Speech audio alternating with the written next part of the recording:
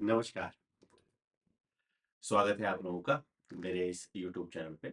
और सबसे पहले आज अंतर्राष्ट्रीय महिला दिवस की आप लोगों को ढेरों शुभकामनाएं। 2 दिन से कक्षा नहीं ले पा रहा था। रीजन थोड़ा सा जो परिवर्तन देख रहे हैं मौसम का, उसकी वजह से मेरा शरीर मेरा साथ नहीं दे रहा था। फिर भी मैंने सोचा कि अब विद्यार्थियों के संदेश आ रहे हैं तो क्यों ना कक्षा शुरू की जाए। फर्स्ट ग्रेड, सेकंड ग्रेड, पटवार, आरएस सबके लिए ये है। और कक्षाएं रेगुलर होगी, सोचने की आवश्यकता नहीं। यूट्यूब चैनल पर होगी, मेरे ऐप पर भी होगी, उसके लिए भी मैं काम कर रहा हूँ। तो जैसा कि आप देख रहे हैं कि पीछे थंबनेल में लिखा हुआ है गणेश्वर एवं बैराट। कालीबंगा हम पढ़ चुके हैं, आहड़ हम पढ़ चुके हैं। आज जो हमारा टॉपिक है वो है गणेश्वर। तो चलिए शुरुआत करते हैं। गणेश्वर।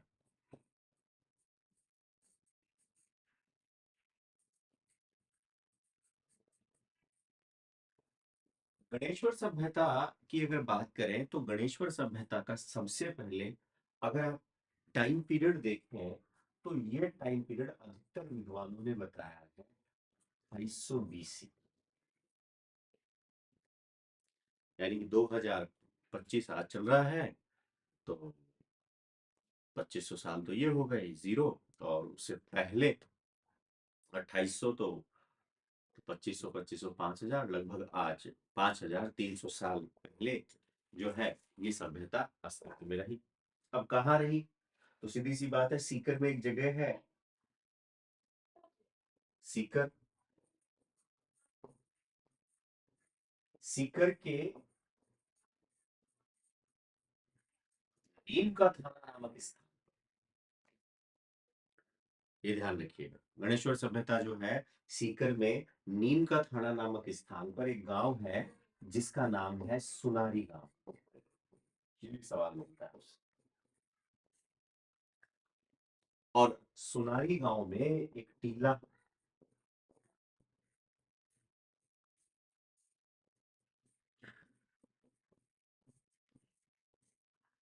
और उस टीले का नाम था गणेश्वर। ठीक है सर। अधिकतर जो सभ्यताएं हैं वो किसी न किसी नदियों के किनारे हैं। बोले साहब नदियों के किनारे क्यों?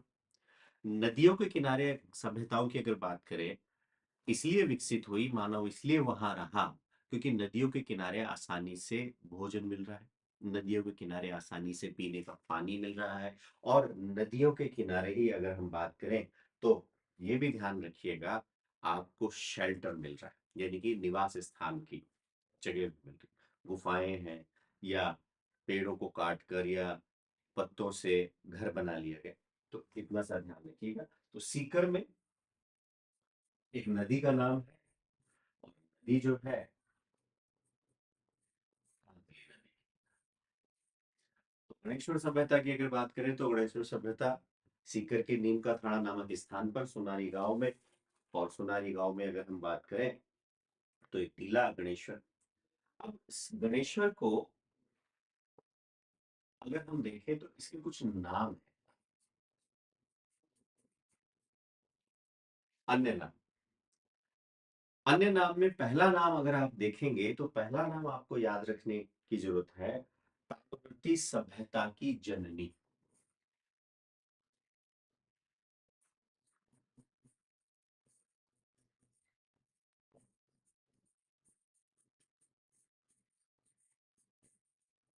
जी। गणेश्वर के लिए एक शब्द का प्रयोग किया जाता है जिसे कहा जाता है ताम्रवती सभ्यता की जननी, और कहा जाता है ताम्रवती सभ्यता का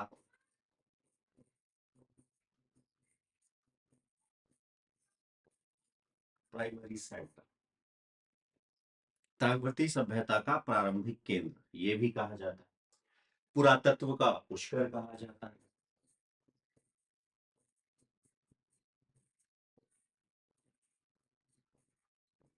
किस एक सभ्यता के लिए पुरातत्व का पुष्कर उपनाम प्रयोग में लिया गया है, तो आप बताएंगे गणेश्वर। गणेश्वर का टाइम पीरियड मैंने बता दिया।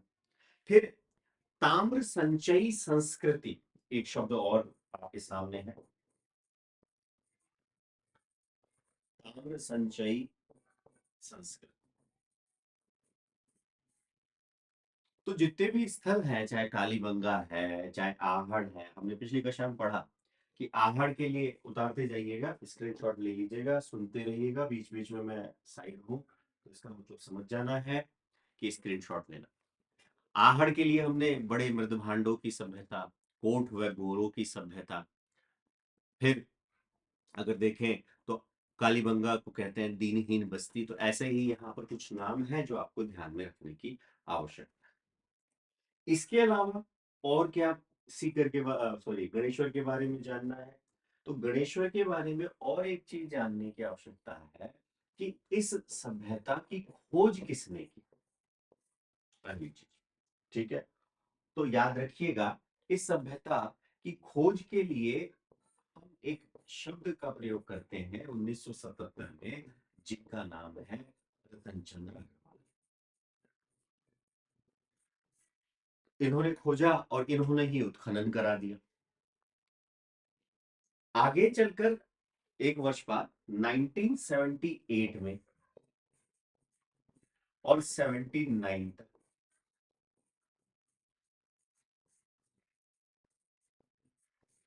विजय कुमार के नेतृत्व में यहां उत्खनन का कार्य चल रहा है। सिंपल सी बात है, गणेश्वर, गणेश्वर सीकर में है, सीकर में है कांतली नदी के किनारे, कुछ नाम है और नाम के बाद खोजकर्ता और उत्खनन करता।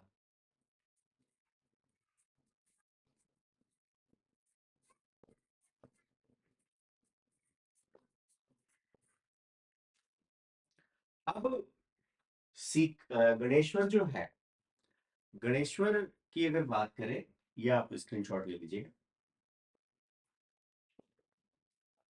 तो कोई भी सभ्यता जो हम पढ़ रहे हैं, उस सभ्यता के बारे में जानकारी जो है हमें पुरातात्विक स्रोतों से होती है। पुरातात्विक स्रोत दो प्रकार से हमें प्राप्त होते हैं, एक तो लंबवत खुदाई के दौरान और एक क्षैतिज खुदाई के दौरान। तो गणेश्वर से खुदाई के दौरान कुछ चीजें मिली है, उसके आधार पर सबसे पहले हम चर्चा करते हैं मकान, भवन। तो गणेश्वर सभ्यता के मकानों की क्या विशेषता थी? पहली चीज, भवन जो है, गणेश्वर सभ्यता के जो भवन है, भवन का निर्माण बहुत इंपॉर्टेंट है।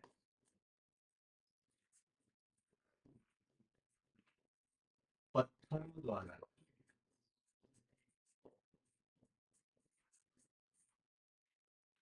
एक चीज, अर्थात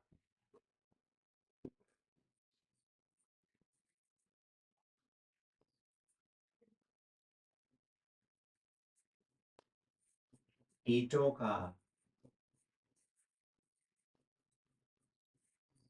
प्रयोग नहीं है।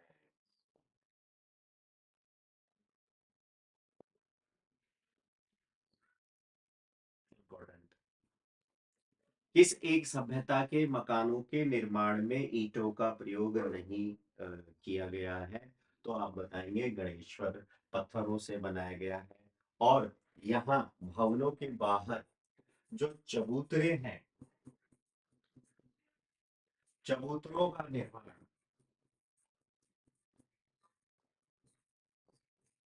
ईंटों द्वारा। जैसे मान लीजिए घर है, घर के बाहर ये एंट्री है, तो यहाँ एक चबूतरा टाइप बना हुआ है। तो ये जो चबूतरा टाइप जो बना हुआ है, इस चबूतरे का निर्माण किया गया है कहीं से? ईंटों से। जबकि ध्यान रखना, मकानों का निर्माण किया गया पत्थरों से। एक और चीज, नदी की बात करी हमने, गणेश्वर सीकर में है, सीकर में कांतली नदी के किनारे है। तो कांतली नदी के किनारे है, तो नदियों में जब पानी ज्यादा आ जाता है तो बाढ़ की स्थिति है। तो यहां ध्यान रखिएगा, बांध बनाने के अवशेष, कहाँ से मिले हैं? तो बांधों के अवशेष यानी डैम के अवशेष कहाँ से मिले हैं? गणेश्वर से। और एक चीज,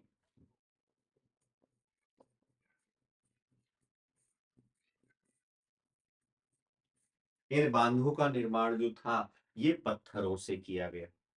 उतारते जाइएगा सर। ठीक है। तो तीन चीजें हैं। पत्थरों द्वारा भवनों का निर्माण, ईंटों का प्रयोग नहीं है। चबूतरों का निर्माण है, चबूतरों में ईंटों का प्रयोग किया गया। फिर बांध बनाने के अवशेष यानी बांधों की बात करें तो निर्माण पत्थरों से, कहाँ से? गणेश्वर सभ्यता से। ठीक है। अगली चीज, अब बात करते हैं यहाँ के मृद भांड।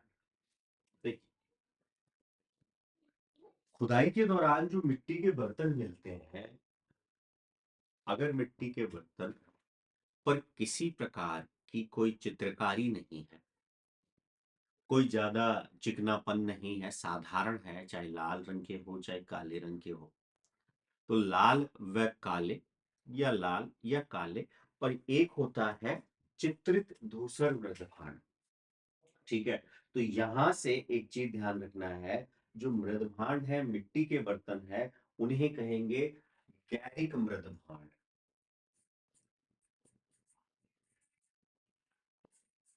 ध्यान रखिए,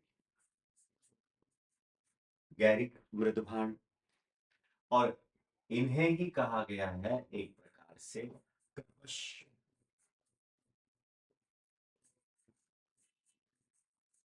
ये शब्द याद रखिए, कर्कश वर्ण या कर्कश वर्णी। मृदभांड के साक्ष्य कहाँ से मिले? अब पूछे साहब कर्कश वर्णी क्या होता है, तो सिंपल सी बात है, एक मृदभांड बनाते हैं, ये मिट्टी का बर्तन है,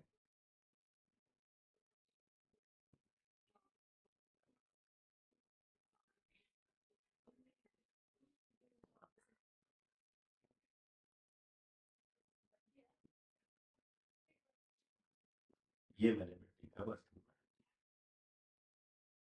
अब इस मिट्टी के बर्तनों में एक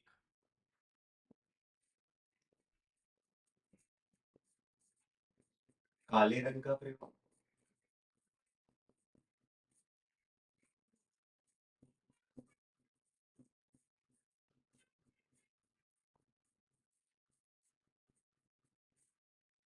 और एक है नीले रंग का प्रयोग। तो काले व नीले रंग का जो प्रयोग है, उस प्रकार के मृद भांडों के लिए जो शब्द का प्रयोग किया गया है, उसे कहते हैं कृपश वर्णीय मृद।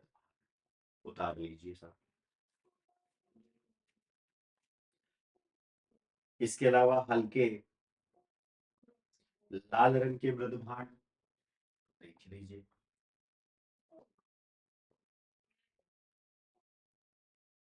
ये लाल ले लेते हैं।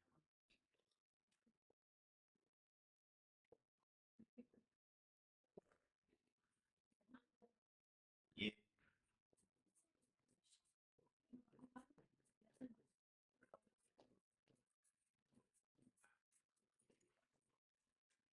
कलर से ही मैंने कर दिया जिससे कि आपको समस्या ना हो।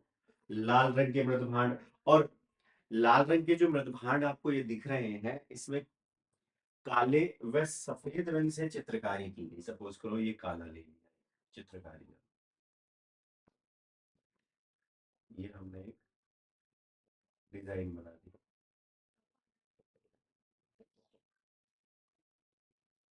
ये लो, आगे।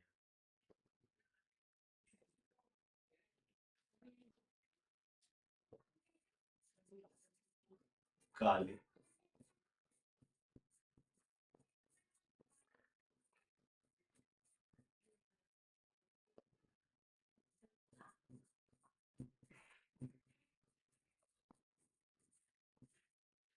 काले व सफेद रंग से चित्रकारी। देखो दो प्रकार के मृदभांड है साहब, एक कपड़वर्णीय, ठीक है, और एक लाल रंग के, दोनों मैंने आपको बता दिया है।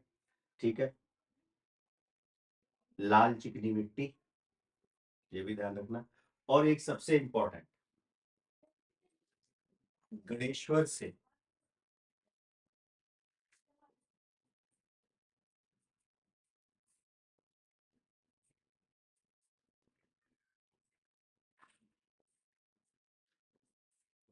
एकमात्र ऐसी सभ्यता जहां से छल्लेदार बर्तनों के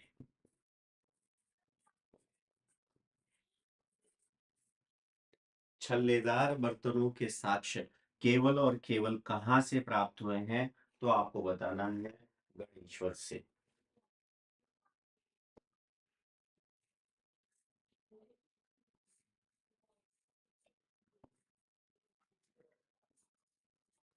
केवल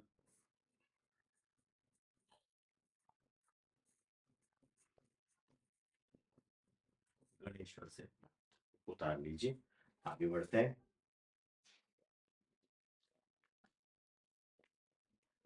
आगे बढ़े। अब ये तो हुए मृदभांड। ठीक है, दो चीजें हमने देखी, एक तो भवन निर्माण और एक मृदभांड। यहाँ दोनों सवाल बनते हैं। अब है कि तांबे के औजार और उपकरण। तो ध्यान रखिए, गणेश्वर सभ्यता से लगभग 2000 के आसपास तांबे के औजार और उपकरण मिले हैं, जिसमें छेद करने वाला यंत्र, छैनिया, फिर मछली पकड़ने के कांटे, तीर का अग्रभाग, इसके अलावा कुल्हाड़ी, उस्त्रे का फलक, तो ये भी मिला है। तो ये आपने उतार लिया हो। अब हेडिंग डाल लीजिए, तांबे के औजार व उपकरण।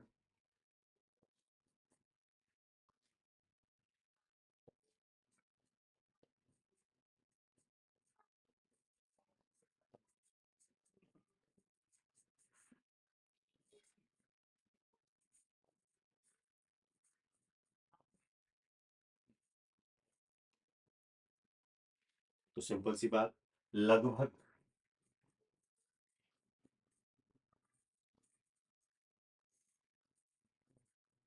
2000 के आसपास संख्या है, जिनमें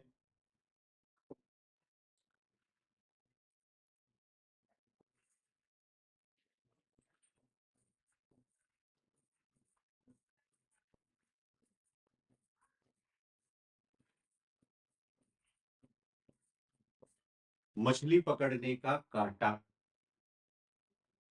ठीक है, फिर छेद करने वाला यंत्र,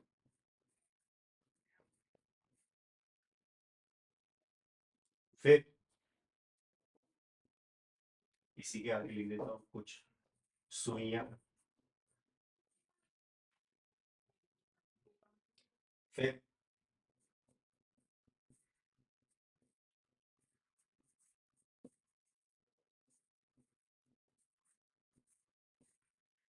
तांबे की कुल्हाड़ी, छैनी, छैनी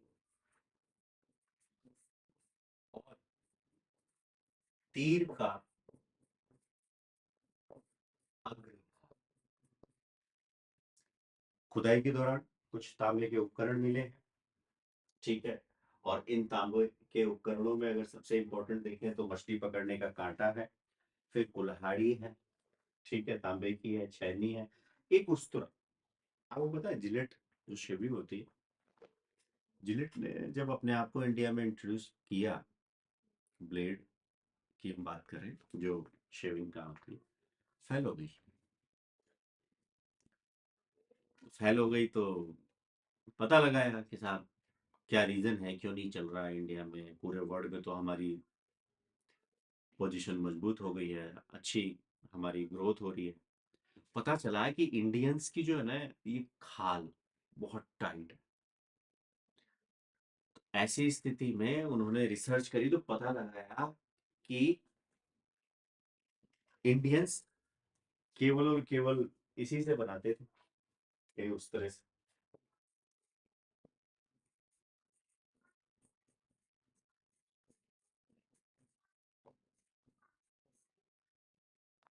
अब आप वो एक प्लास्टिक वाली जो शेविंग वाली आती है, जिसे ऐसे किया थोड़ा रह जाता है, लेकिन जो ब्लेड से होती है, तब जिलेट ने ब्लेड इंट्रोड्यूस करी और उसको फिर हमने उस स्क्रू में फिट किया और तब जाके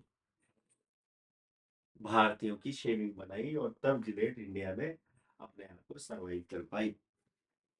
तो उस तरह का फलक कहाँ से मिला है ये भी आपको ध्यान में रखने की आवश्यकता है। ठीक है। एक चीज ध्यान रखिएगा, एक स्थान पर पहली बार इतने उपकरण मिले हैं, यानी कि गणेश्वर से इतने सारे उपकरण मिले हैं, और ये सारे उपकरण 99% उपकरण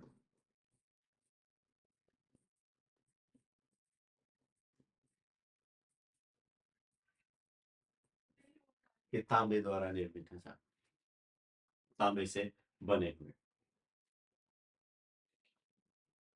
और आपको बताऊं, गणेश्वर से तांबा निर्यात भी किया जाता था, ये भी ध्यान रखिएगा एक फैक्ट।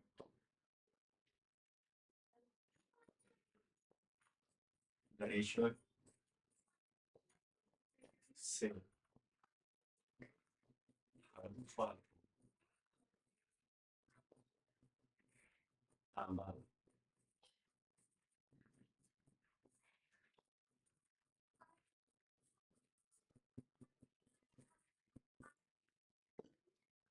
निर्यात किया जाता था,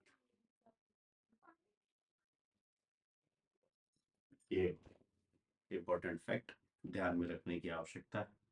अब बात कर लेते हैं कि पशु पक्षियों की जानकारी, क्या गणेश्वर के लोगों को पशु पक्षियों की जानकारी थी?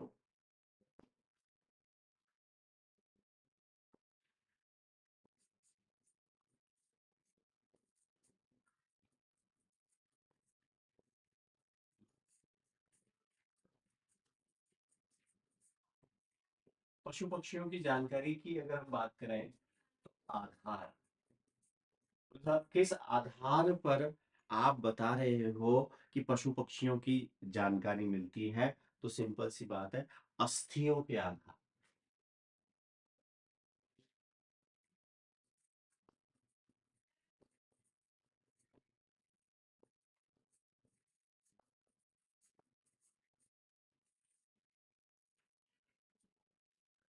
बोल अस्थियों के आधार पर, तो दो तीन भागों में बांट दिया है अस्थियों के आधार पर।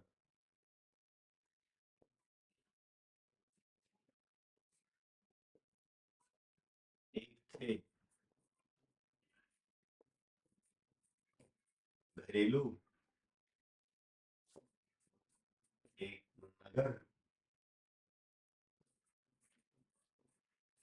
और एक वन्य पशु।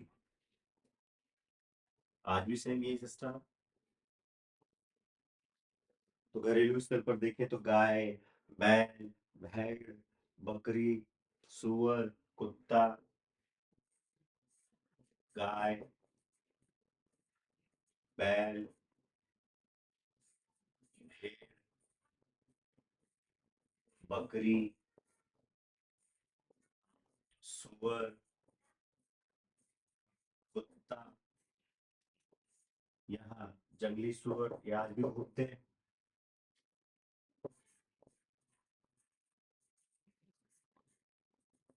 यहाँ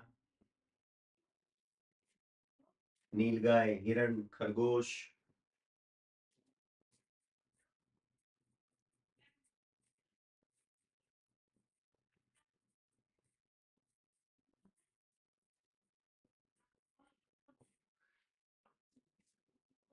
फिर कलंगी वाला बतख पूछ ले तो ध्यान रखिएगा, ये सवाल अभी तक पूछा नहीं है।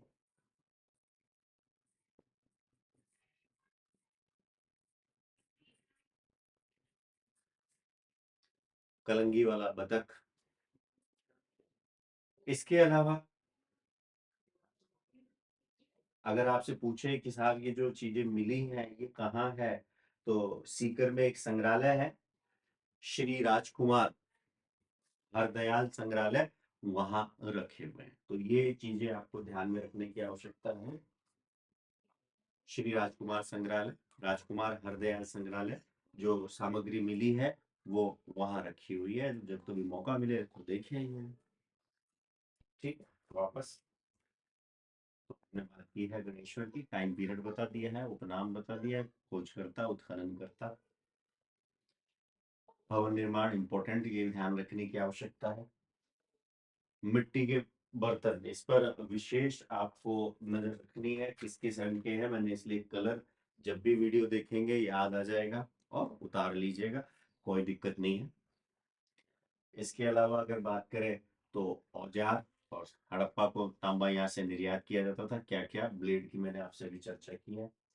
और फिर एक है पशु पक्षियों की जानकारी, तो इतना सा ध्यान रखिएगा, कलंगी वाला बतख। अब बात करते हैं हम बैराट की। चलिए, अगली सभ्यता है जिसे कहते हैं बैराट।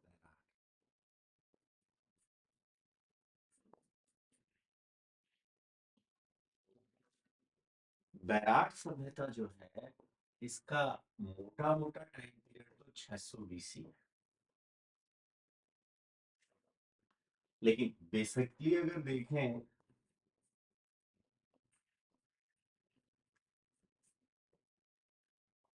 500 से 200 बीसी के आसपास बैराट है। अब यहां से कौन कौन सी संस्कृति के साक्ष्य मिलते हैं?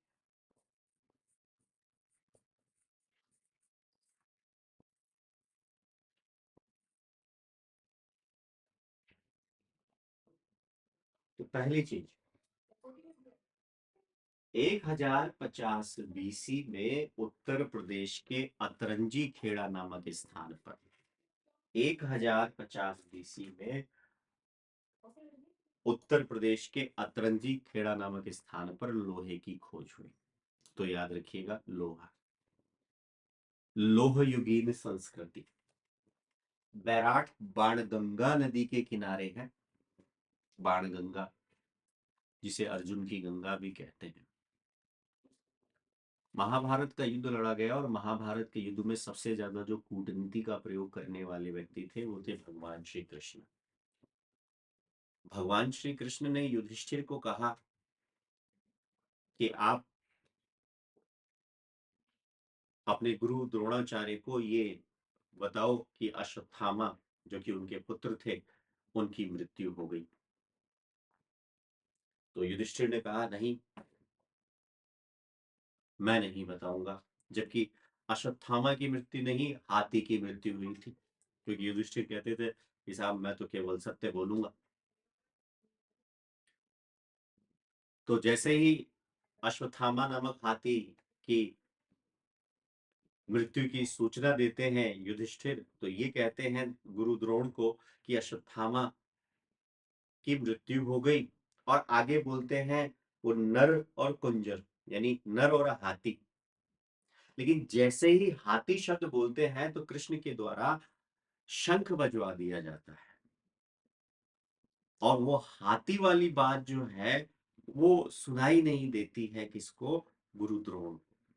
गुरु द्रोण अपने पुत्र की मृत्यु की खबर सुनते हैं और हताश हो जाते हैं, और इसी हताशा में आकर उनकी हत्या धृष्टद्युम्न के द्वारा करवा दी जाती है। तो बैराट यानी बाणगंगा यानी कि महाभारत, तो महाभारत कालीन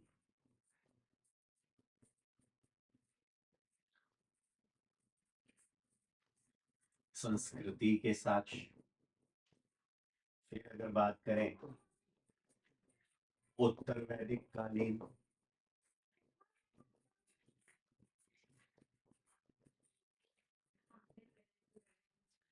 उत्तर वैदिक कालीन संस्कृति के साक्ष्य।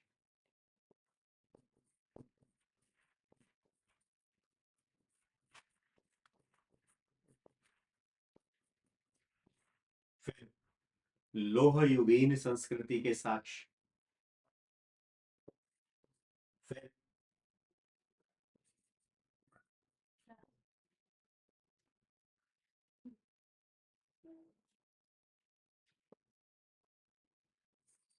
बुद्ध युगीन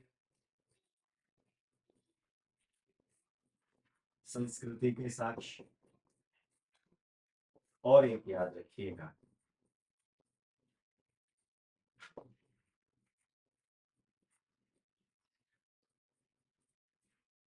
मौर्ययुगीन संस्कृति के साक्ष्य। तो बैराट, महाभारत, बैराट जो है बाणगंगा नदी के किनारे है। मैंने एक छोटी सी स्टोरी के माध्यम से आपको बताया। उत्तर वैदिक काल, उत्तर वैदिक काल की अगर बात करें तो उत्तर वैदिक काल का जो टाइम पीरियड है वो एक प्रकार से अगर आप देखेंगे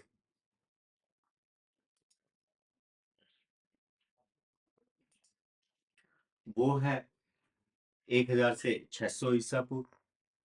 लोहे की खोज मैंने बताया 1050 उत्तर प्रदेश के अतरंजी खेड़ा नामक स्थान से हुई। बौद्ध धर्म के त्रिरत्न बुद्ध धम्म और संघ, उसके बारे में यहाँ से जानकारी मिलती है। और मौर्य शासक अगर हम देखें तो अशोक के बारे में भी आपको यहाँ से जानकारी मिलती है। अब साहब बैराट कहाँ है? देखो, सपोज करिए कि ये बैराट है, ठीक है। इस बैराट के चारों ओर ये पहाड़ी है,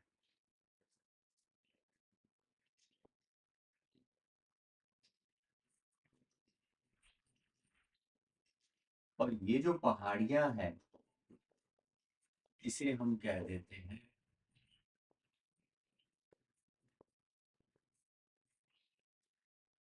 वर्तुलाकार, यानी राउंड फेस।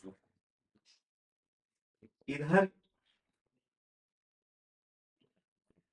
ये है अलवर, तो अलवर से पश्चिम में है, और ये है जयपुर,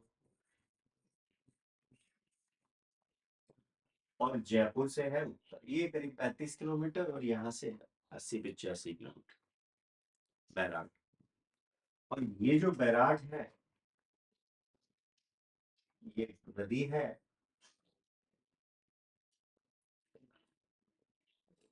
जिसे कहा जाता है बाणगंगा। और इसी बाणगंगा नदी को अर्जुन की गंगा भी कहते हैं।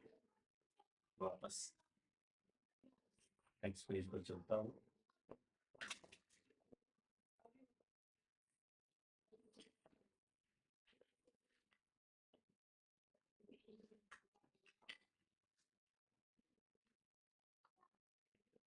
देखिए साहब,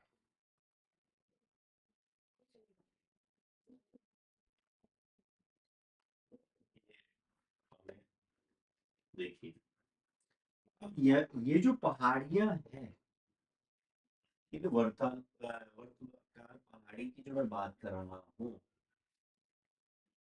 ठीक है। पहाड़ी ना बोल के इसको मैं पर्वतमाला बोल देता हूँ थोड़ी देर के लिए, ठीक है। तो यहाँ इसको हटा देते हैं,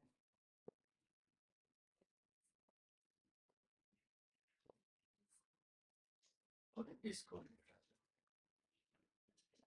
ये पर्वत हो गए। अब इनमें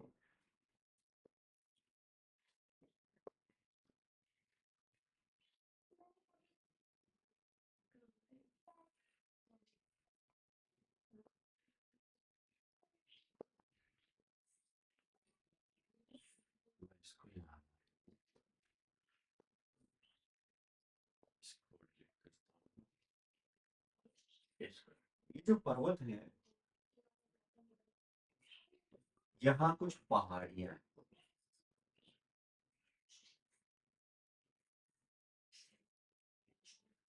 जैसे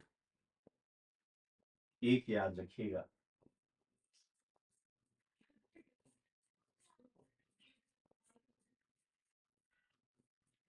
भीम जी की डूंगरी। एक याद रखिएगा,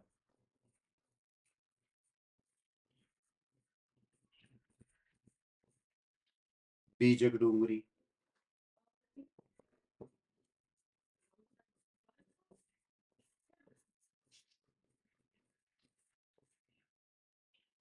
एक ध्यान रखिएगा, महादेव डूंगरी। और एक ध्यान रखिएगा, गणेश या मोती डूंगरी। पहली चीज, पिक्चर ये क्लियर करिए कि बैराट, तो बैराट 620 कुछ नाम कहाँ पर है? बोले अलवर के पश्चिम में है, ये पश्चिम में है, ठीक है, और जयपुर के उत्तर में है। बोले कौन सी नदी के किनारे? बोले साहब बाणगंगा नदी के किनारे। बोले कौन से पर्वत है? बोले वर्तुलाकार पर्वत है साहब। ठीक है साहब, इन पर्वतों में कौन सी पहाड़ियां हैं? बोले तीन चार पहाड़ियों के नाम लिखे। अब ये जो बैराट है और इनमें जो पहाड़ियां हैं, तो बैराट के बारे में खोज करने वाले कौन थे, इस पर भी हम चर्चा करते हैं। तो इस पेज को वापस में कॉपी करूंगा।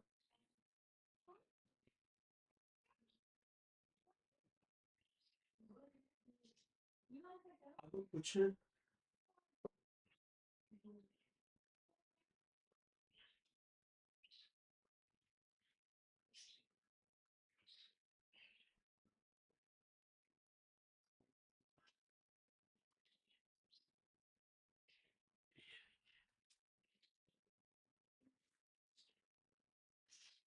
ये जो स्थल है बैराट, सबसे पहले कुछ नाम है वो आपको ध्यान में रखना है।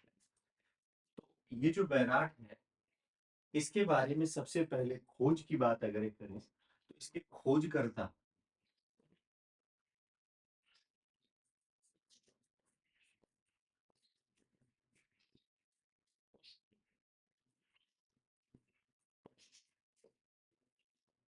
कैप्टन बर्ड, 1837 में।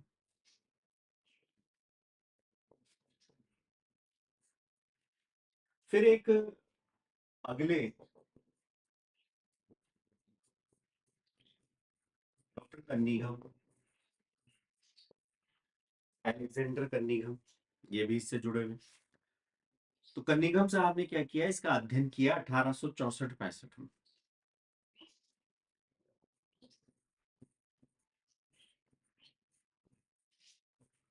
स्टडी करी इस जगह की, बोले सही बात है, यहाँ अवशेष हो सकते हैं। अलेक्जेंडर कन्निंघम का ये मानना था कि भारत जो है, भारत में ऋग्वैदिक काल से पहले भी सभ्यताएं रही होगी, ऐसा इसका मानना था। और यही वजह है कि ये जहाँ जाते थे वहां पर जो चीज मिलती थी खुदाई के दौरान, उसको बताते थे कि साहब देखो ये यहाँ मिला है, ये यहाँ मिला है। ठीक। आगे चलकर एक व्यक्ति हुए जिनका नाम है डॉक्टर कार्लाइन।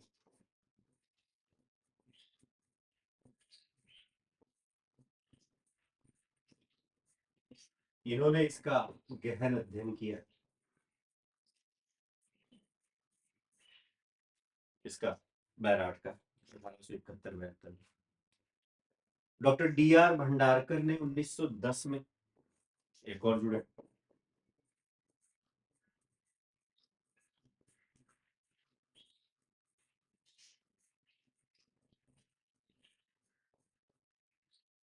इन्होंने भी गहन अध्ययन किया। बोले ये इतनी सारी चीजें, देखिए आजकल क्या है, नाम पूछने लगा है, इस वजह से तो सिंपल सी बात, खोजकर्ता कैप्टन बर्ड, डॉक्टर कन्निंघम अध्ययन कर रहे हैं, डॉक्टर कार्लाइल अध्ययन कर रहे हैं, डी आर भंडारकर अध्ययन कर रहे हैं। 1936-37 में दयाराम साहनी के द्वारा यहाँ पर एक प्रकार से अगर देखें तो उत्खनन कराया गया। लेकिन अगर आपसे सवाल पूछेगा कि उत्खनन किसका कराया गया, तो आप बताएंगे बीजक लोगों। अभी तक हमने बात की है पूरी सभ्यता की, लेकिन उत्खनन की बात जब आती है तो ध्यान रखिएगा बीजक डोगरी। चलिए आगे बढ़ते हैं, स्क्रीनशॉट लेते जाइएगा।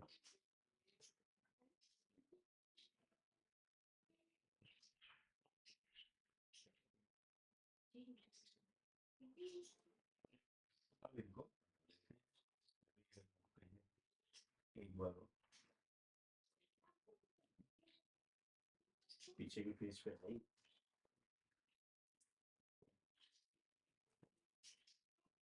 1936-37 उत्खनन करता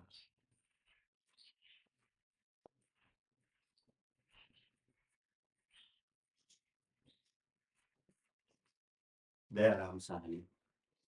और आगे चलकर 1962 से 1965 के दौरान यहाँ उत्खनन कराया।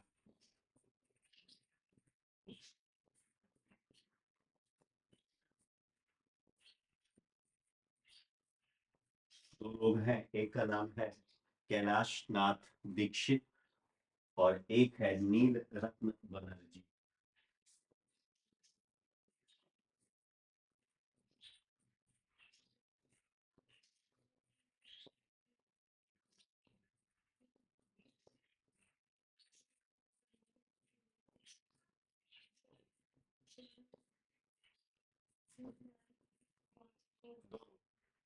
उत्खनन कराने वाले कैलाश नाथ बनर्जी और नील रत्न, कैलाश नाथ दीक्षित और नील रत्न बनर्जी।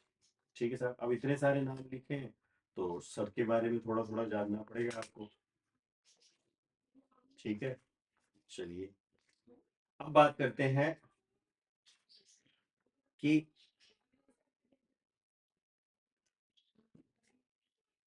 क्या बैराठ से प्रागैतिहासिक कालीन, देखिए प्रागैतिहासिक, आद्यैतिहासिक और ऐतिहासिक। प्रागैतिहासिक काल का मतलब था वह काल जिसमें मानव जीवन असभ्य हो, जैसा कि मैंने लास्ट वीडियो में बता रखा है। प्रागैतिहासिक काल को पुरापाषाण, मध्य पाषाण और नवपाषाण काल में मान दे। प्रागैतिहासिक कालीन सभ्यता जो है उसके कुछ अवशेष जो हैं बैराठ से मिले हैं। जैसे अगर हम बात करें तो यहाँ पर छोटे उपकरण मिले हैं, माइक्रोलिथ, शिकार करने हेतु पत्थर के औजार मिले। और ये जो पत्थर के औजार, जो माइक्रोलिथ पत्थर होता है यानी माइक्रोलिथ औजार है, उसकी अगर हम बात करें तो वो मध्य पाषाण कालीन संस्कृति का एक महत्वपूर्ण हिस्सा है। तो पहले हम बात करते हैं ऐतिहासिक कालीन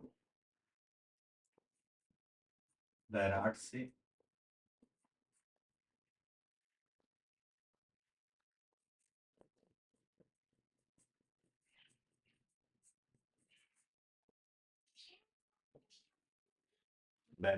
प्रागैतिहासिक कालीन साक्ष्य।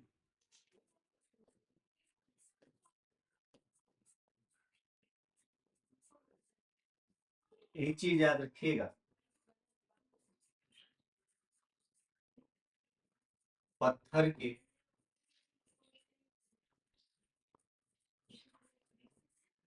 सूक्ष्म औजार और इन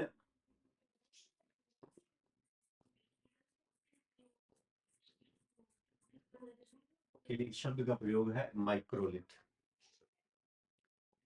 ठीक है, और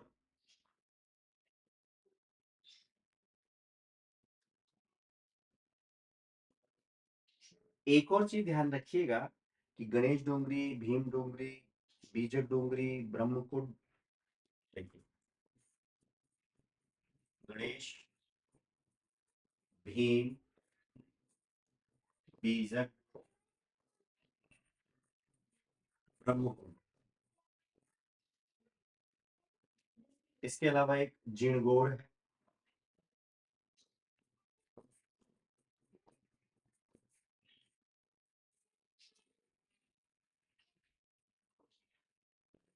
पहाड़ियां हैं छोटी छोटी।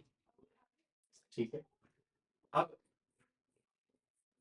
ये जो पहाड़ियां हैं, इन पहाड़ियों से पाषाण कालीन चित्र मिले हैं, ये एक इंपॉर्टेंट है।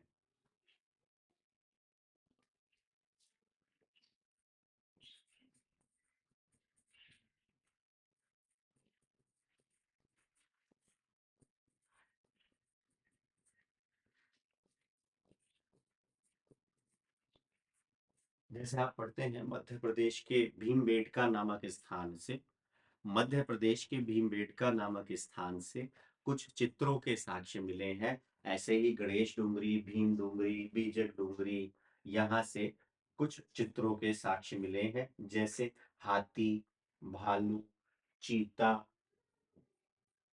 चित्र, हाथी, भालू, चीता, हिरण, गैंडा, सांड, शुतुरमुर्ग। मान लीजिए कोई गुफा है, पहाड़ों में तो है ही छोटे छोटे। अब दिन भर शिकार करके गया, शिकार करके गया तो यहाँ सो रहा है मानो, तो क्या करेगा खाली टाइम में? व्हाट्सएप चलाएगा, व्हाट्सएप था ही नहीं। फेसबुक चलाएगा, फेसबुक था ही। तो चित्र बनाएगा। तो ये जो चित्र बनाएगा गुफाओं में, ये चित्र जो है ये किस किस के होंगे? तो ये चित्र हाथी के होंगे, ये चित्र भालू के होंगे। ठीक है, अब देखो मैंने रेड कलर लिया है, तो चित्र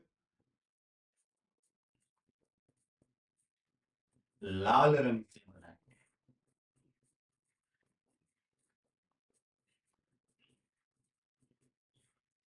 चित्र लाल रंग द्वारा निर्मित। और यही वजह है बैराट को प्राचीन युग की चित्रशाला कहा जाता है। अगर सवाल आए तो बेझिझक करके आइएगा। बैराट को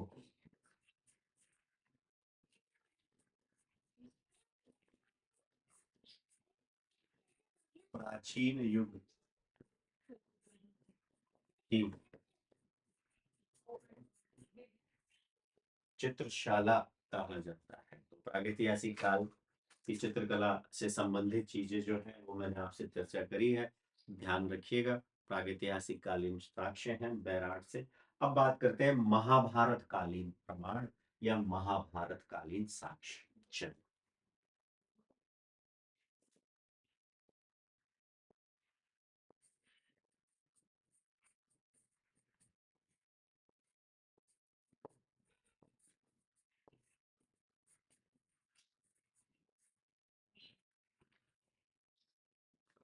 महाभारत की अगर बात करें तो महाभारत जो है इसमें 18 पर्व है। एक पर्व है जिसका नाम है भीष्म पर्व। महाभारत कौरव और पांडवों की कहानी है। कहानी के स्तर पर मैंने अभी आपको अश्वत्थामा के बारे में बताया। महाभारत काल में अगर हम बात करें तो विराट का प्राचीन नाम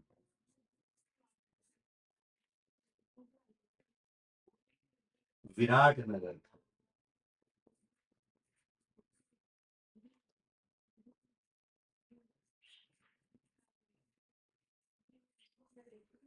ध्यान रखिए, आप पढ़ेंगे अंगुत्तर निकाय, और अंगुत्तर निकाय में 16 महाजनपदों का वर्णन मिलेगा, और 16 महाजनपदों में से एक महाजनपद हुआ करता था जिसका नाम था मत्स्य जनपद। और मत्स्य जनपद की राजधानी थी विराटनगर।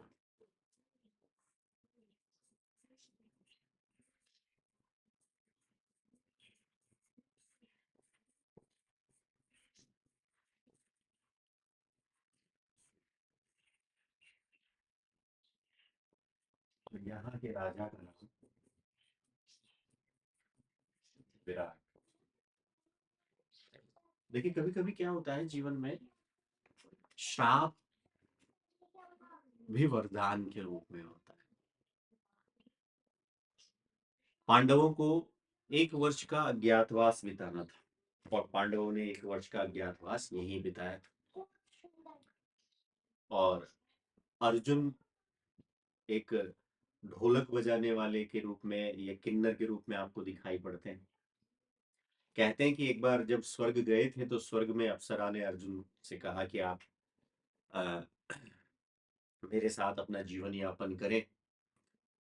अर्जुन ने मना कर दिया। तब मना करने के बाद अर्जुन को श्राप दिया गया कि आपको 1 वर्ष तक नपुंसक के रूप में रहना पड़ेगा।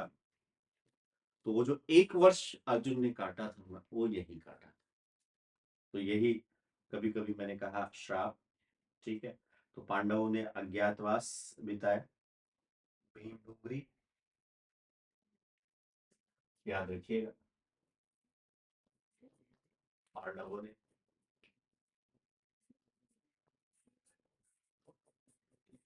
ज्ञातवास बिताया यहाँ पर। फिर भीम डोंगरी,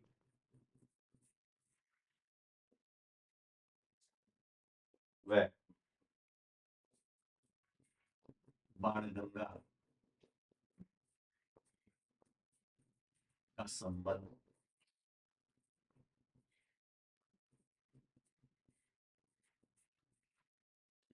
पांडवों से।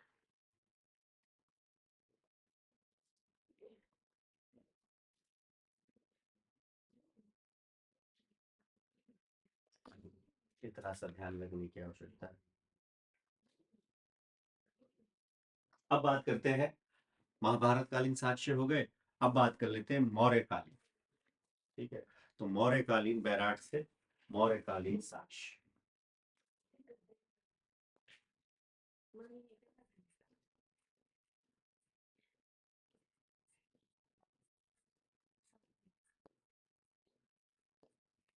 ये भी इंपॉर्टेंट है।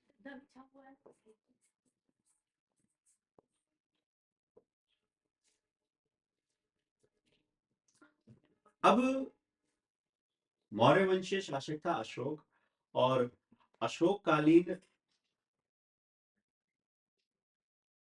ब्रह्मलिपि की अक्षर युक्त ईंटें यहां से प्राप्त हुई। एक तो ये याद रखिए।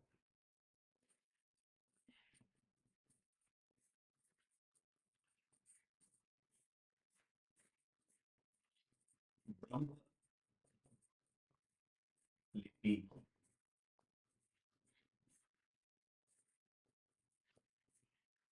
अशोक के अभिलेखों की अगर बात करें तो ग्रीक लिपि, खरोष्टी लिपि, ब्राह्मी लिपि, आरमाइक लिपि है। ठीक है, तो ब्राह्मी लिपि की ईंटें मिली। ठीक है, बीजक पहाड़ी से दो स्तंभ प्राप्त हुए हैं। एक और चीज याद रखिए, बीजक पहाड़ी यहाँ से अशोक कालीन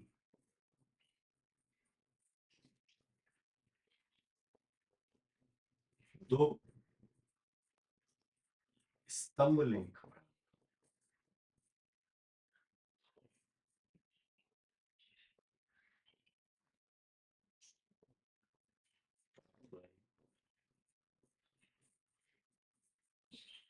जिनके शीर्ष पर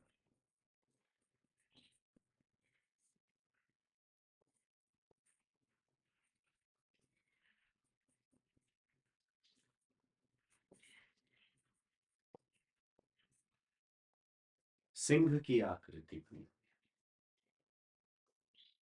ठीक है, एक गोलाकार बौद्ध मंदिर प्राप्त हुआ है।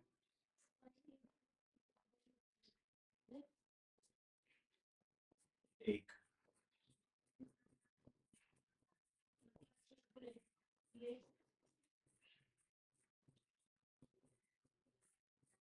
इसे मंदिर ना कह के आप कहें चैत्य। अशोक बौद्ध धर्म का अनुयायी था। अशोक के काल में 251 ईसा पूर्व में पाटलिपुत्र में तीसरी बौद्ध संगीति का आयोजन होता है। तो जो बौद्ध भिक्षु जिस स्थान पर पूजा अर्चना करते थे, पूजा पाठ करते थे, चैत्य कहा गया है। तो चैत्य ध्यान रखिएगा। और बौद्ध विहार के चिन्ह मिले हैं।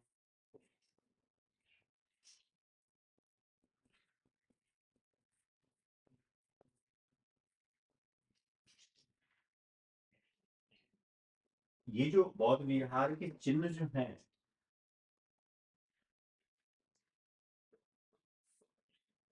ये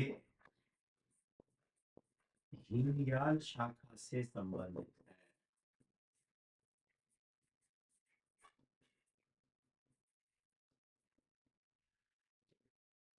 बोले साहब हीनयान क्या बीमारी है?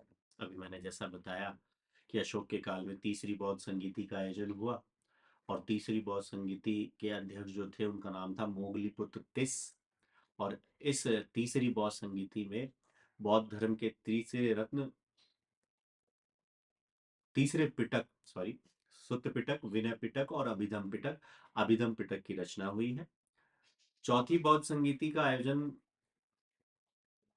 कनिष्क के काल में हुआ, कुषाण शासक था, और कश्मीर के कुंडलवन नामक स्थान पर हुआ। यहां पर अगर आप देखेंगे तो बौद्ध धर्म दो भागों में बढ़ गया, एक हीनयान और एक महायान। तो हीनयान जो थे वो महात्मा बुद्ध को एक महापुरुष मानते थे, महात्मा बुद्ध की पूजा नहीं करते थे, जबकि महायानी जो थे महात्मा बुद्ध को ईश्वर का अवतार मानने लगे और उनकी मूर्ति बनाकर मूर्ति पूजा किया करते थे। तो यहाँ से आपको बौद्ध विहार के चिन्ह और हीनयान। डॉक्टर गोपीनाथ शर्मा जी कहते हैं कि घोड़ों ने बैराट पर आक्रमण किया था, और एक हुण शासक था जिसका नाम था मिहिर।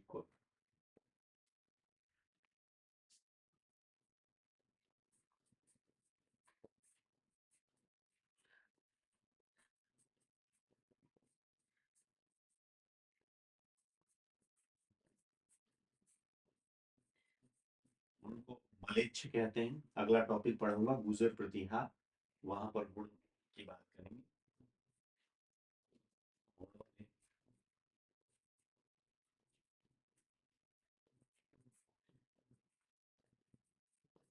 बैराट पर आक्रमण किया, और एक नाम मिलता है लिखित।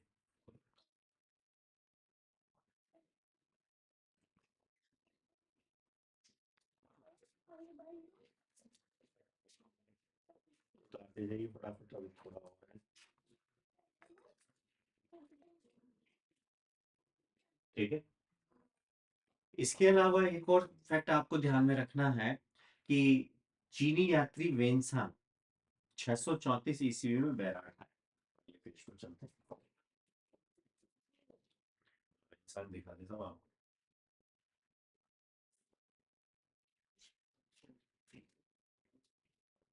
ये रहा।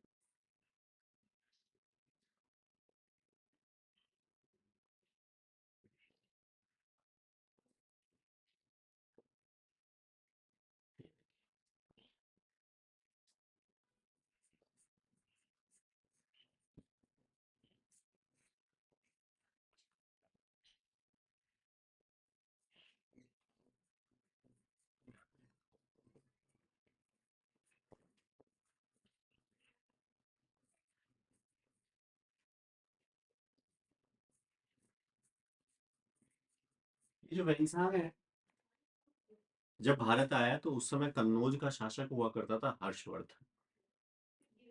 और एक इससे पहले अगर हम बात करें,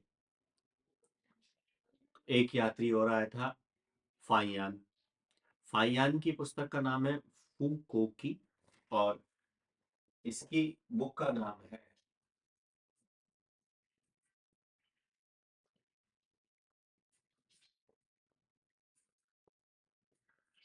सी यू।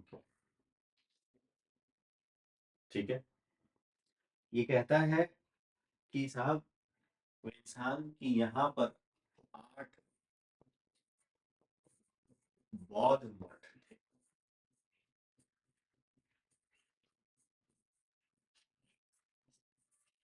बौद्ध मठों का उल्लेख कौन करता है? तो बताएंगे चीनी यात्री, और चीनी यात्री कौन? वेन्सांग। और इसके अलावा वेन्सांग कहता है कि यहाँ यानी बैराट की बैल और भेड़ प्रसिद्ध थी।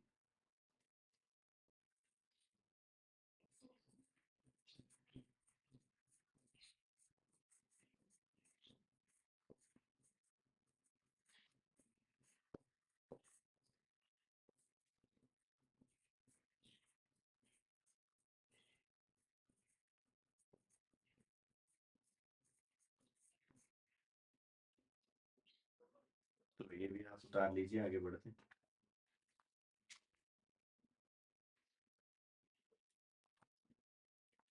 उतारते जाइए।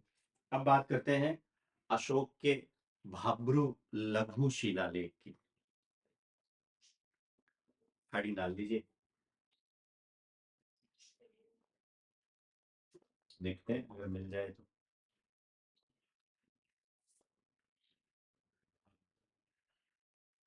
इंस्क्रिप्शन,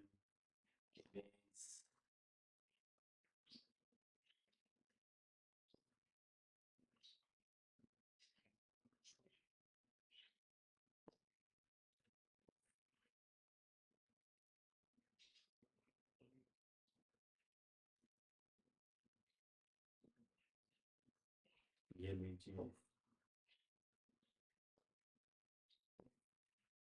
इस पर विस्तार से नहीं जाऊंगा, अशोक के अभिलेखों की बात अभी नहीं करेंगे, लेकिन मैं बता रहा हूँ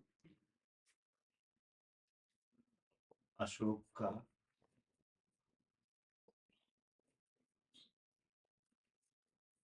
भाब्रू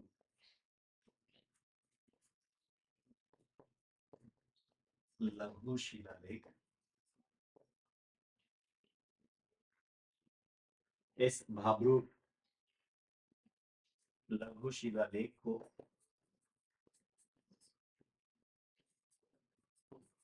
कलकत्ता बैराट अभिलेख भी कहा जाता है। बता कलकत्ता बैराट अभिलेख क्यों कहते हैं? तो साहब 1837 में कैप्टन बर्ट के द्वारा इसकी खोज की गई।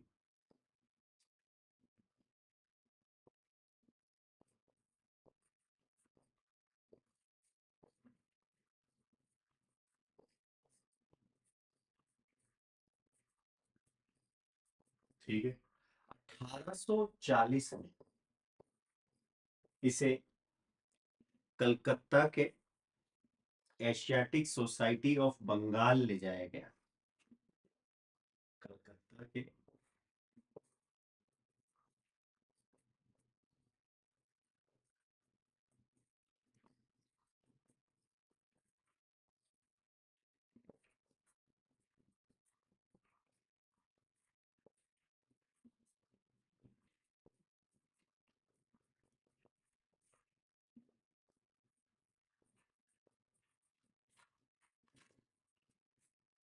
इसी वजह से कलकत्ता बैराट अभिलेख भी नाम आपको देखने को मिलता है। विराटनगर में है, और ये कहाँ से मिला है? ध्यान रखिएगा, बीजक की पहाड़ी से प्राप्त हुआ है। ये भी सवाल बनता है। तो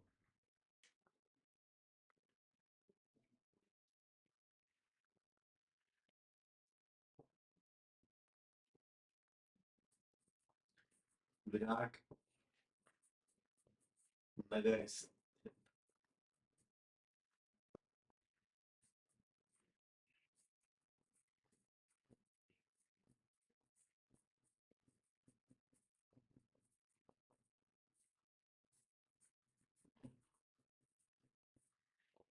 बीजक की पहाड़ियों से प्राप्त। अब क्या क्या जानकारी मिलती है यहाँ से? तो एक चीज,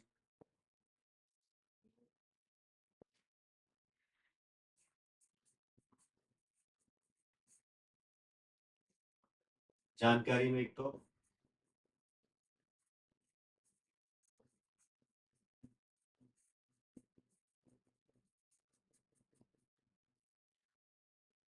महात्मा बुद्ध। महात्मा बुद्ध का जन्म 563 ईसा पूर्व कपिलवस्तु के लुम्बिनी नामक स्थान पर हुआ। महात्मा बुद्ध ने बौद्ध गया में ज्ञान की प्राप्ति की। सारनाथ में उन्होंने अपना पहला उपदेश दिया, जिसे कहते हैं धर्म चक्र प्रवर्तन। बौद्ध धर्म के त्रिरत्न होते हैं, जिसे कहा जाता है बुद्ध, धम्म और संघ। तो इसमें बौद्ध धर्म के त्रिरत्न का उल्लेख है, जिसे आप कहते हैं बुद्ध, धम्म, संघ। और इसी भाब्रू शिलालेख से जानकारी मिलती है कि अशोक बौद्ध धर्म का अनुयायी था। ये भी इंपॉर्टेंट है। अशोक के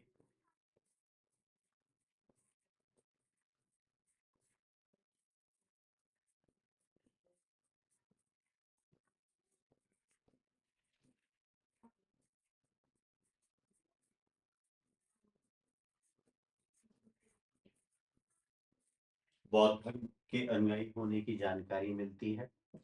और अशोक की उपाधि मिलती है, एक तो देवानाम प्रिय और मगधाधिराज। ये भी आपको याद रखिएगा इसी अभिलेख में। मैं लिख देता हूँ।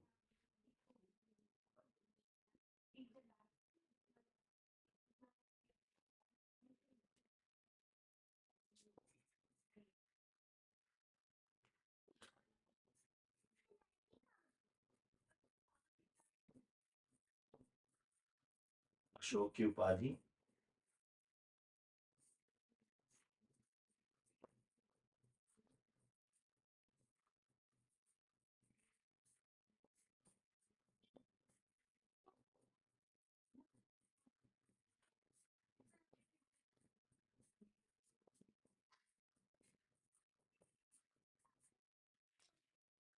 देवानाम प्रिय अर्थात देवताओं का प्रिय।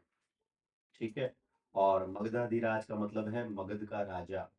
और कैप्टन किटोई ने भाब्रू शिलालेख का अनुवाद किया है। ये भी अगर पूछ ले तो कोई बड़ी बात नहीं है।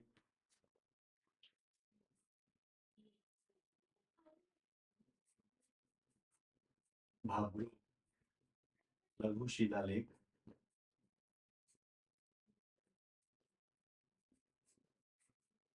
का अनुवाद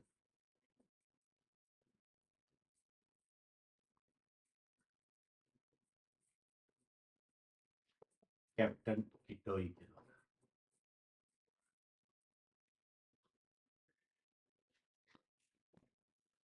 दिख रहा होगा आप लोग। ठीक है। आराम से बढ़िया उतारिएगा अच्छी तरह से चार्ट बना के। ठीक है। अशोक का एक और अभिलेख मिला है यहीं से बीजक की पहाड़ी से, अ, जिसकी खोज की है कार्लाइन ने। इतना सा और। पहला हो गया भाब्रू लघु शिलालेख। और अशोक का दूसरा शिलालेख वो भी मैं लिख देता हूँ।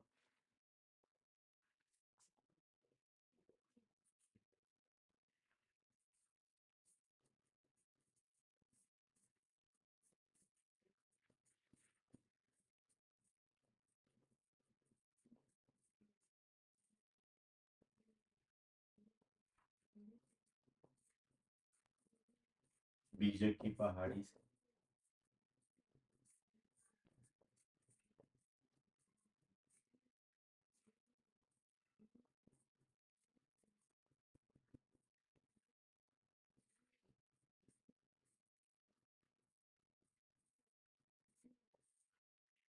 डॉक्टर कार्लाइन। और इसका संपादन जो है सेनाट और बोहलर ने किया है, ये याद रखिए। संपादन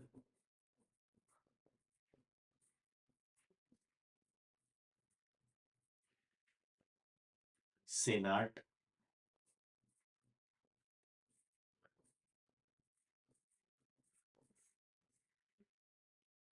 बोहलर के द्वारा।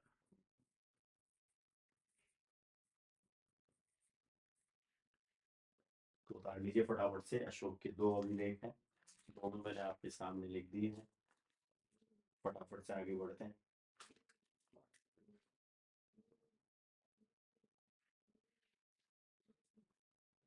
अब भाब्रू लघु बैराट सभ्यता से मुगल कालीन जानकारी भी हमें मिलती है, तो वो भी मैं चर्चा कर लेता हूँ।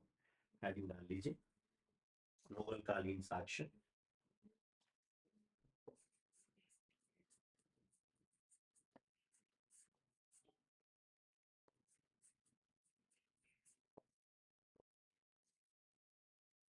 गुलशन मुगल कालीन साक्ष्य में ध्यान रखिएगा, अकबर कालीन टकसाल के साक्ष्य मिले हैं। पहली चीज।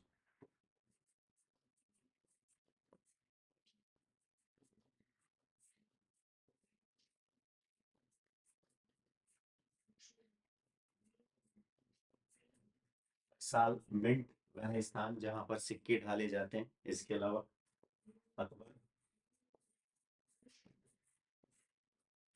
जहांगीर, वह शाहजहां कालीन, तांबे के सिक्के पर,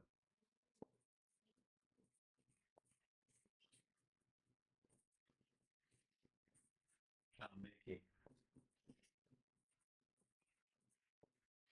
सिक्के पर बैराट अंकित। ये भी एक इम्पोर्टेंट फैक्ट है, याद कर लीजिए।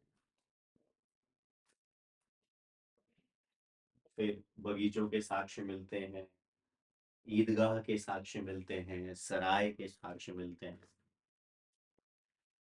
मुगल कालीन, बगीचे, सराय,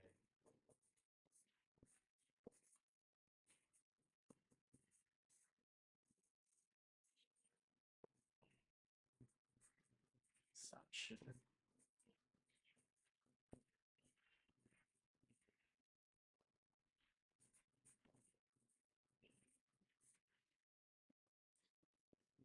तो ये मुगल कालीन हुआ। अब बात करते हैं कि बैराट के मकान कैसे थे, पक्की ईंटों के कि कच्ची ईंटों के। तो ध्यान रखिएगा, बैराट के मकानों के निर्माण में कच्ची ईंटों का प्रयोग किया गया है, बांस और सरकंडों का प्रयोग किया गया और मिट्टी का प्लास्टर। आवास,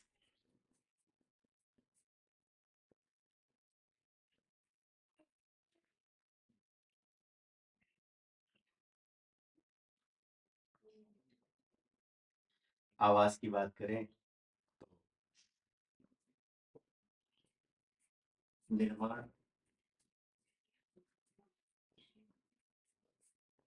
कच्ची ईंटों द्वारा, एक चीज। फिर बांस व सरकंडों का प्रयोग।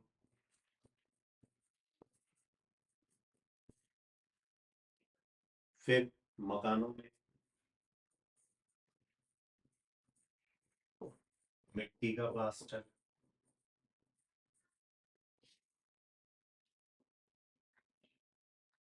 फिर ईंट जो है, ईंटों का प्रयोग मुख्य रूप से चबूतरा, मठ व स्तूपों के निर्माण में। ईंटों का प्रयोग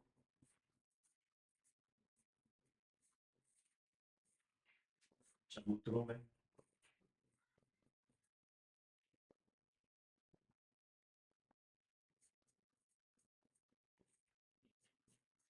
मठों में,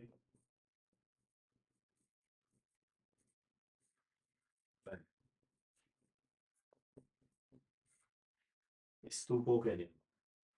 और जैसी ईंटें यहाँ से मिली है ना, तो मोहनजोदड़ो के समान मिलती जुलती है, ध्यान रखिएगा। बैराट की ईंटें मोहनजोदड़ो से,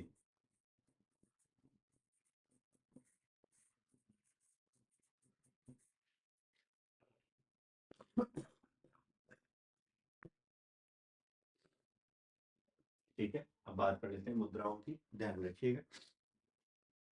आवास, अब मुद्राएं।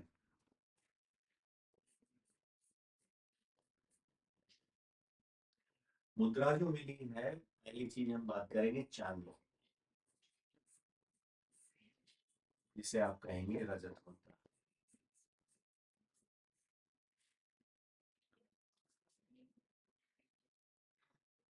कुल 36 मुद्राएं मिली हैं साहब।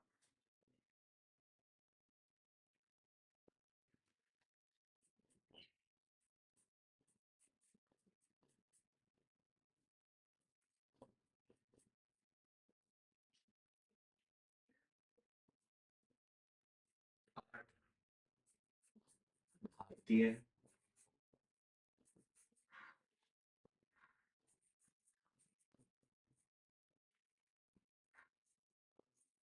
और 28 जो है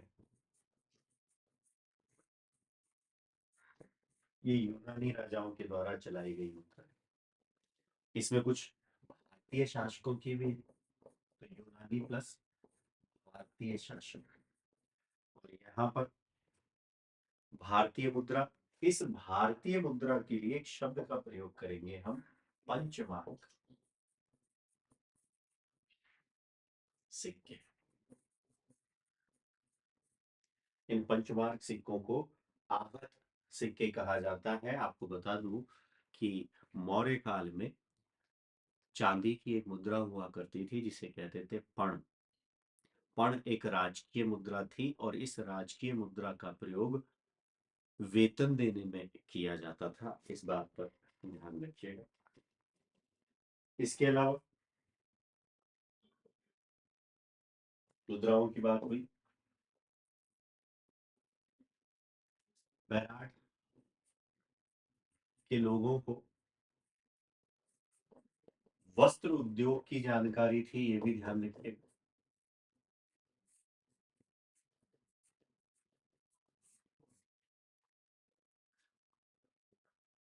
और इसमें वस्त्र बुनाई विशेष रूप से।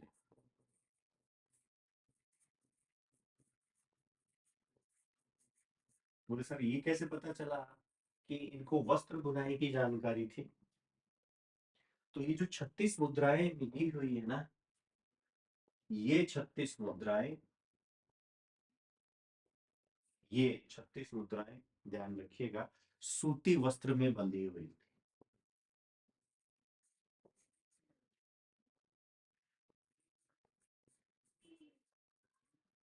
ये मुद्राएं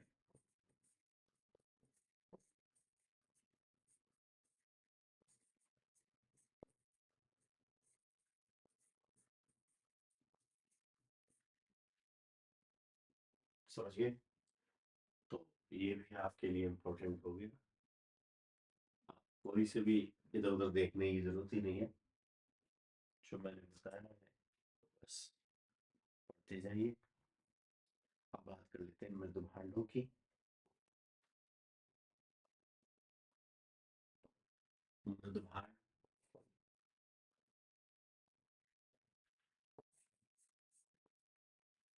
मुद्रा तो हो गया।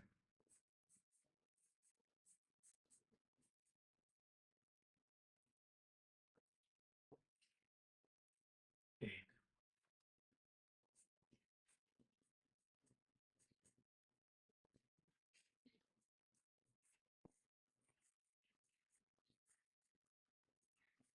चित्रित धूसर मृदु भांड और एक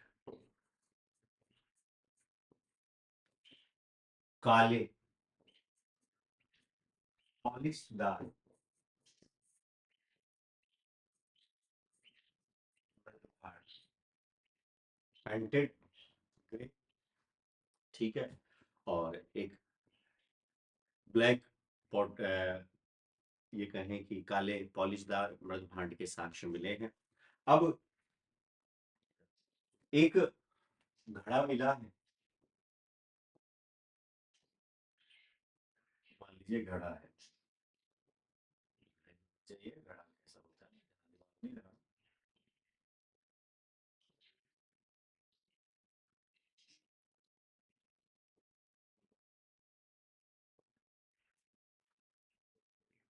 तो अलंकृत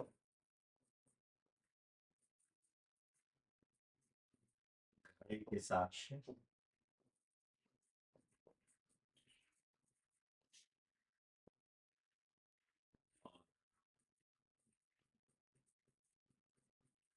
इस पर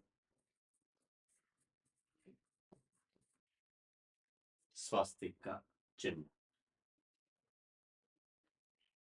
एक और घड़ा अगर मैं बताऊं, एक और तो एक्सप्लोर हो गया। यहां से त्रिरत्न बुद्ध, धम्म और संघ, त्रिरत्न चक्र चित्र। देखो, मिट्टी के बर्तन यानी मृद भांड, चित्रित धूसर मृद भांड, काले पालीदार मृद भांड, ठीक है। फिर इसके अलावा एक और चीज स्वास्तिक, फिर एक त्रिरत्न, और एक और ध्यान रखिएगा इसके अलावा मिट्टी का दीपक, मिट्टी का दीपक।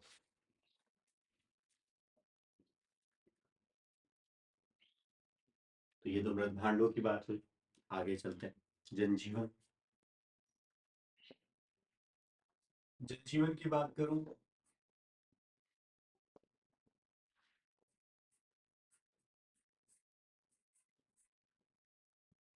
तो कृषि भी करते थे और पशुपालन भी करते थे। गाय, बैल, भैंस, सुअर, गाय, बैल, भैंस,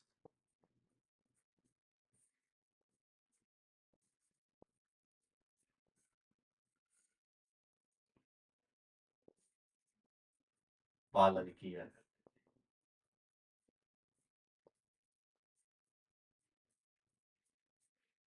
इधर कृषि की बात करें तो गेहूं व चावल,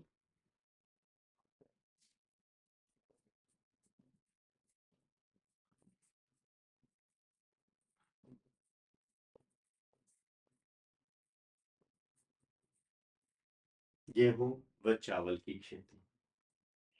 तो जनजीवन में ये ध्यान रखिएगा। इसके अलावा कुछ अन्य बिंदु अगर मैं आपको बात बताऊं तो शंख लिपि के साक्ष्य मिले हैं यहां से, जिसे गुप्त लिपि कहते हैं। एक तो ये फैक्ट याद रखिएगा, बैराड़ से। इसके अलावा काले चमकीले मृद भांडों का प्रतिनिधित्व करने वाली संस्कृति, काले चमकीले मृद भांडों का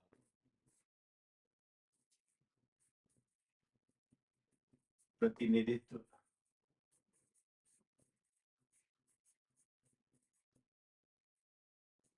करने वाली संस्कृति। एक विद्वान हुए हैं जिनका नाम है डॉक्टर सत्य प्रकाश। वो कहते हैं कि 1947 यानी भारत की आजादी, और भारत की आजादी के बाद जितने भी पुरातात्विक स्थल थे वो सब पाकिस्तान में चले गए। लेकिन जब यहाँ से चीजें आगे चलकर मिली तो उन्होंने कहा कि जितना हमने पाकिस्तान को देकर खोया उससे कहीं ज्यादा हमने बैराठ से प्राप्त कर लिया। सवाई राम सिंह के काल में, ये भी ध्यान रखिएगा,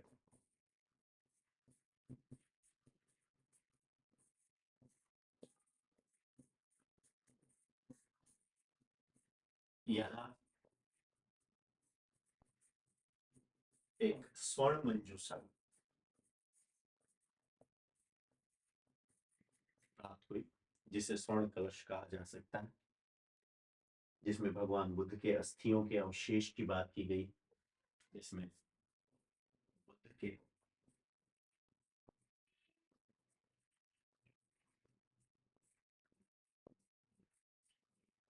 अस्थियों के अवशेष। इसके अलावा अगर मृद भांडों में बात करें तो लाल व काले में किसी प्रकार की कोई चित्रकारी नहीं की गई थी। एक विद्वान हुए जिनका नाम है सीए हैकर, और पाषाणकालीन उपकरणों की उन्होंने खोज की थी, जरूरत नहीं है। तो सिंपल सी बात, आज की कक्षा में आपने दो सभ्यताओं के बारे में जाना, जिसमें पहली सभ्यता जो है वो है गणेश्वर, और दूसरी सभ्यता की हमने बात की है बैराग। इस टॉपिक से संबंधित पीडीएफ हालांकि मैं मेरे टेलीग्राम चैनल पर भी डाल रहा हूँ, लेकिन मैं आपको एक क्यूआर कोड दे रहा हूँ।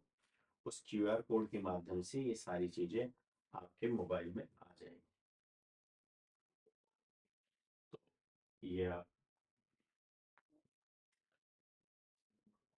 क्यूआर कोड मैंने जनरेट कर दिया, मोबाइल से स्कैन करेंगे, आपके मोबाइल में आ जाएगा जो भी मैंने बोर्ड पर लिखा है। फिर इसको आराम से देख कर लिख लीजिएगा।